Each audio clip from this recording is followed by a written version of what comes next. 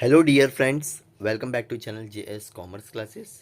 ये वीडियो में हम डिस्कस करेंगे M com semester third, that is IDOL और रेगुलर। ये दोनों के लिए मोस्ट इंपॉर्टेंट क्वेश्चन है बिकॉज वीडियो है, सॉरी, बिकॉज इस वीडियो में हम कवर करने वाले बिजनेस स्टडी, जो आप अगर आपने मैनेजमेंट का सब्जेक्ट लिए हो और एंटरप्रेन्योरियल मैनेजमेंट अगर ये आपका सब्जेक्ट है, ये मोस्टली मैनेजमेंट के स्टूडेंट्स के लिए रहता है। तो इसमें हम लोग रेगुलर और आइडल दोनों के पेपर पैटर्न, क्या बोल रहा हूँ मैं, पेपर पैटर्न और इंपॉर्टेंट क्वेश्चन के वीडियोस देखेंगे। पूरा डिस्कस करने वाले। अगर आपने वीडियो पूरा एंड देखे तो डेफिनेटली 15 से 20 मिनट में आपको पूरा ब्रीफ ऑफ आपके पेपर पे पता चल जाएगी किस टाइप के क्वेश्चंस आने वाले और कौन सा क्वेश्चन करना ज़रूरी है। तो हम लोग सबसे पहले देख लेते हैं। अगर आप रेगुलर के स्टूडेंट हो, मतलब अगर आपने मुंबई यूनिवर्सिटी में कोई भी कॉलेज में एडमिशन लिया और आपका एमकॉम का एग्ज़ाम से, ठीक है, या आपने एडमिशन लिया और उसके आप प्रिपरेशन कर रहे हो सकता है कि आप एग्ज़ाम के एक दिन पहले वीडियो देख रहे हो या तो फिर एग्ज़ाम के 1 महीने पहले, 2 महीने पहले, 3 महीने पहले, डिपेंड अपॉन। लेकिन ये मेरा वीडियो जो मकसद होगा, अगर आप एक दिन पहले भी वीडियो देख रहे हो तो डेफिनेटली आप लोगों के लिए बहुत यूज़फुल होने वाला है।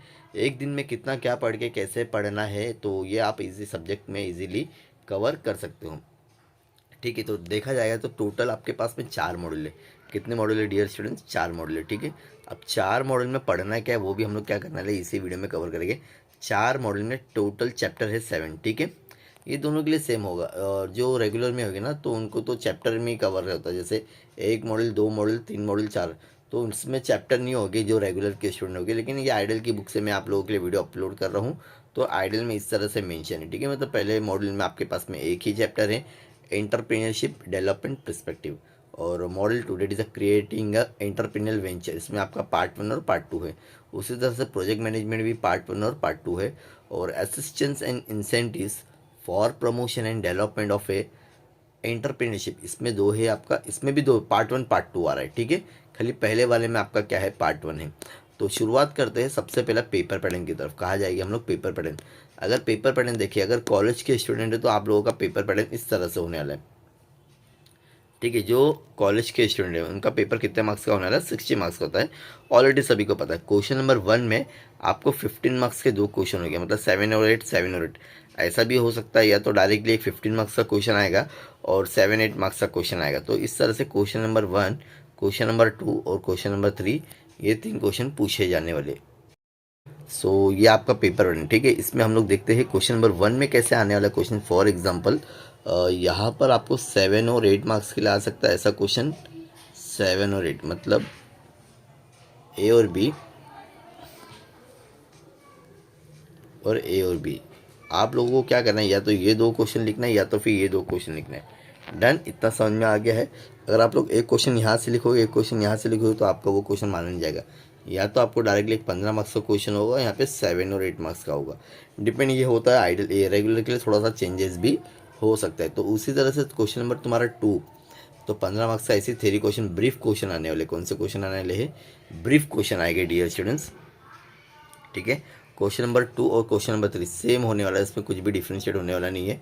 15 मार्क्स से 15, मतलब 7 और 8, 7 और 8, ठीक है। मतलब 7, 8, 7, 8 ऐसे 2 क्वेश्चन आने वाले।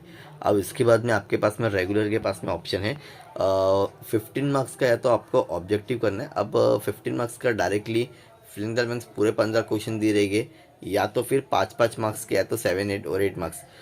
कभी कभी ट्रू और फॉल्स पूरे 15 दे देगा, या तो 5 मार्क्स का फिलिंग द ब्लैंक्स, 5 मार्क्स का मैच द फॉलोइंग। इस तरह से अगर आपको ऑब्जेक्टिव नहीं करना है तो आपके पास में ऑप्शन रहेगा शॉर्ट नोट का। आउट ऑफ 5 आपको कोई भी 3 क्वेश्चन लिखना रहेगा। कितना लिखना रहेगा? 90% तो स्टूडेंट यहाँ पे गलती नहीं करते और क्या लिखते हैं, शॉर्ट नोट ही लिखते, ताकि शॉर्ट नोट लिखते, सॉरी, ऑब्जेक्टिव लिखते, ताकि इन लोगों को पता है कि अगर मैं ऑब्जेक्टिव लिखो तो हो सकता है कि शायद से 15 में से 10 तो आराम से 7-8 तो मिल जाएगा। लेकिन यहाँ पे शॉर्ट नोट में अगर आपको पूरा याद है तो आप शॉर्ट नोट भी कवर कर सकते हैं। तो ये पेपर पैटर्न किसके लिए हो गया? रेगुलर के लिए, मतलब जो कॉलेज से अपना एम.कॉम कंप्लीट कर रहे हैं सेमिस्टर थर्ड। अब हम लोग बात कर लेते हैं जो स्टूडेंट्स रेगुलर होगा, मतलब आइडल के स्टूडेंट्स के लिए क्या आने वाला है। तो आइडल स्टूडेंट्स के लिए पेपर पैटर्न कैसा होने वाला है वो भी हम लोग देख लेते हैं। तो इसी में मैं आपको वो पेपर पैटर्न भी पूरा डिस्कस करने वाला हूँ। अब यहाँ पर आइडल के लिए थोड़ा सा चेंजेस है। अब आपका ना पेपर 75 मार्क्स के लिए हो रहा है। कितने मार्क्स के लिए हो रहा है? ठीक है, 75। तो question number 1, question number 2, question number 3, ज़रा ध्यान से सुनेंगे। क्वेश्चन नंबर 1 में आपको ए और बी होगा, अगेन ए और बी होगा, ठीक है। या तो ये 15 मार्क्स के लिए लिखना है या तो ये दो क्वेश्चन लिखना है। कितने के लिए होने वाला? 15 मार्क्स के लिए, ठीक है। सेम यहाँ पे भी कंडीशन होगी 15 मार्क्स के लिए और यहाँ पर भी सेम कंडीशन होगी। अब कौन से चैप्टर में से आना है? टोटल आपके पास में मॉड्यूल 4 है। कितने मॉड्यूल हैं? अब 4 मॉड्यूल में से क्या पढ़ना है? फॉर एग्जांपल अगर आपके पास में 4 से 5 ही घंटे है तो भी मैं बताने की पूरी कोशिश करूँ और आप लोगों के लिए वीडियो बहुत यूजफुल होने वाला है। उसके बाद में क्वेश्चन नंबर 4 आपका होने वाला है ऑब्जेक्टिव, जो कि 15 मार्क्स का होगा। अगेन 7 और 8 मार्क्स के लिए आपका ऑब्जेक्टिव हो सकता है। क्वेश्चन नंबर 5 आपका हो गया शॉर्ट नोट। क्या होने वाला है? शॉर्ट नोट कैसा आने वाला है? आपको कोई भी 3 शॉर्ट लिखना है आउट ऑफ 5। मतलब अगर ये आपका होने वाला है टोटल 75 मार्क्स का पेपर। कैसा होने वाला है? मैं एक बार शॉर्ट में एक बार पूरा डिस्क्लोज कर देता हूँ। चलो यहाँ देखते हैं question number 1, question number 2, question number 1, question number 3, question number 4, question number 5। इस तरह से आपका होने वाला है 15 मार्क्स का, 75 मार्क्स। 15 15 15 15 यहाँ पर आपको ऑब्जेक्टिव मिलने वाला है। बाकी सब क्वेश्चन आपके क्या होने वाले? थ्योरी क्वेश्चन होने वाले, ठीक है। रेगुलर और आइडल, ये सबसे पहला पेपर पैटर्न का डाउट क्लियर हो गया? Yes. So please comment section में एक बार यस मेंशन कर देंगे तो मुझे एक आइडिया मिल जाएगी, हाँ भाई स्टूडेंट्स को ये सारी चीज़ें समझ में आ रही है जो भी मैं आप लोगों को एक्सप्लेनेशन देना की कोशिश कर रहा हूँ। अब हम लोग देखते हैं मोस्ट इंपॉर्टेंट क्वेश्चन जिसके लिए स्टूडेंट्स अभी तक क्या कर रहे हैं, वीडियो को पूरा देख रहे हैं। चलो आपका भी इंतजार हम लोग खत्म करेंगे यहीं पर ही। अब सबसे पहले चैप्टर नंबर 1। अब ये चैप्टर आपका एक ही, इसमें कोई भी चैप्टर मतलब मॉडल एक ही है, इसमें एक ही मॉडल है, ठीक है। इसके अंदर कोई भी चैप्टर नहीं। अब इसमें देखते हैं कितने क्वेश्चन है आप लोगों के पास में।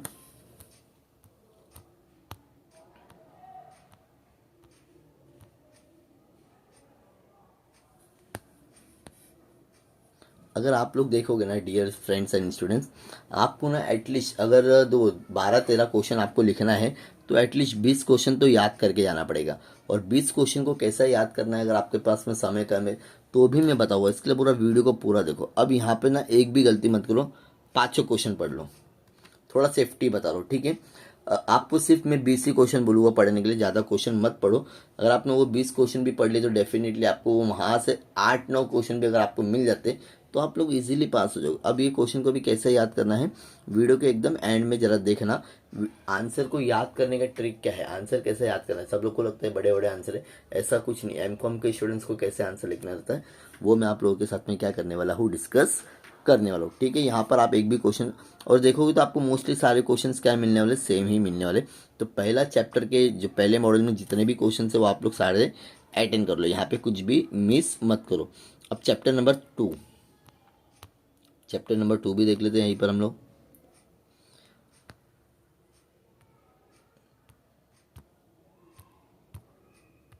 चैप्टर नंबर 2 में आपके पास में कितना क्वेश्चन है? अब यहाँ पर आपके पास में, हाँ अब यहाँ पे मैं आपको 12 क्वेश्चन नहीं करने बोलूँगा। एटलीस्ट कम से कम कितना क्वेश्चन पढ़ना पड़ेगा यहाँ से हम लोग को? 5 क्वेश्चन पढ़ना है डियर फ्रेंड्स। कितना पढ़ना है? अगर बोलूँ तो सबसे पहले आप लोग सेकंड क्वेश्चन कर लोगे। Explain the SWOT, strain, weakness, opportunity, trait analysis. सबसे पहले ये क्वेश्चन करना है और ये क्वेश्चन नंबर 3 कर लेना है। Done everyone? डन। उसके बाद में ये 4 क्वेश्चन दिख रहे हैं, social entrepreneurship and discuss importance कर लो 2। फ्यूचर्स और इंपॉर्टेंस अगर आप लिखो तो सेम ही क्वेश्चन, ठीक है। एक ही क्वेश्चन पढ़ो आएगा डेफिनेटली। और ये 3 क्वेश्चन, मतलब अब टोटल अगर आपके पास में देखा है तो 5 वहाँ के चैप्टर नंबर 1 का 5 और ये 5, 10 क्वेश्चन हो गए। कितने हो गए? 10 क्वेश्चन हो गए। कितने क्वेश्चन हो गए? मैंने आपको बोला कि 20 क्वेश्चन ही पढ़ो। यस स्टूडेंट्स, 20 क्वेश्चन ही बोलूँगा, उससे ज़्यादा आपको पढ़ने की ज़रूरत नहीं है, ठीक है। ये आप लोगों ने टिक कर लिए। मोस्टली लोग इतना किए तो डेफिनेटली इसमें से तो आना ही आना है, ठीक है। अब हम लोग क्वेश्चन नंबर चैप्टर नंबर 3 की तरफ जाते हैं। चैप्टर नंबर 3, अब यहाँ पे 6 क्वेश्चन है और अपने ऑलरेडी 10 क्वेश्चन हो चुके। अब यहाँ से क्वेश्चन कौन सा करना है? देखो पूरे चैप्टर्स में बताऊंगा भी नहीं आपको, सारे चैप्टर्स करना है। अगर अब यहाँ पर हम लोग देखें तो how are the project classified, list and explain the various method of searching the business idea. हाँ, project cycle question number 4, what are the phases in the project cycle, ठीक है। जिसपे मैं टिक कर रहा हूँ वही क्वेश्चन एकदम अच्छे से करके जाओ, इजीली हो जाए। अब ये जो क्वेश्चन है ना आपको इसमें से शॉर्ट नोट में कहीं ना कहीं तो पूछेगा ही पूछेगा, डेफिनेटली, ठीक है, इसके लिए आप एकदम बेफिक्र है। और क्वेश्चन नंबर 5 कर लो, मतलब यहाँ से आप लोग 3 क्वेश्चन कर लोगे, तो टोटल कितने क्वेश्चन हो गए, 13 क्वेश्चन हो गए। और कितना चैप्टर पढ़े अभी तक आपने, 3 चैप्टर पढ़े। मैं वीडियो के एंड में बताऊंगा सर, अगर मेरे पास में सम बहुत लिमिटेड टाइम है और एग्जाम है तो क्या करना, वो भी मैं बताऊंगा, don't worry for date. Just video को पूरा एंड तक देखो, तो आपके सारे डाउट्स क्या हो जाएंगे डियर फ्रेंड्स, स्टूडेंट्स, क्लियर हो जाएगी। अब ये आ गया सिर्फ 4 क्वेश्चन। ऑलरेडी हमने कितना क्वेश्चन पढ़ लिए थे डियर फ्रेंड्स, 13 क्वेश्चन हो गए थे। अब ये 4 क्वेश्चन है। 4 क्वेश्चन मैं तो बोलता हूँ, what is the project management, explain the faces, concept. चलो ठीक है, पहला क्वेश्चन मत पढ़ो, कंसेप्ट एंड दो, फर्स्ट और सेकंड वो सेम ही रहेगा। फिजिबिलिटी वाला पढ़ेंगे, ठीक है। आप लोग क्या पढ़ेंगे, explain the concept of project feasibility, discuss feasibility, बहुत ज़्यादा इंपॉर्टेंट, बहुत मतलब बहुत ज़्यादा इंपॉर्टेंट है। और आप लोग कर लोगे सेकंड वाला क्वेश्चन, ये 2 क्वेश्चन कर लो यहाँ से। कितने हो गए, 15 क्वेश्चन हो गए। अभी भी 5 क्वेश्चन बचे हुए। मैं 20 बोला तो एकदम 20 ही क्वेश्चन बताऊंगा, उसमें से डेफिनेटली आएगा, डोंट वरी फॉर दैट, ठीक है। 2 क्वेश्चन हो गया। अब हम लोग के पास में 2 चैप्टर और बचे हुए, ठीक है।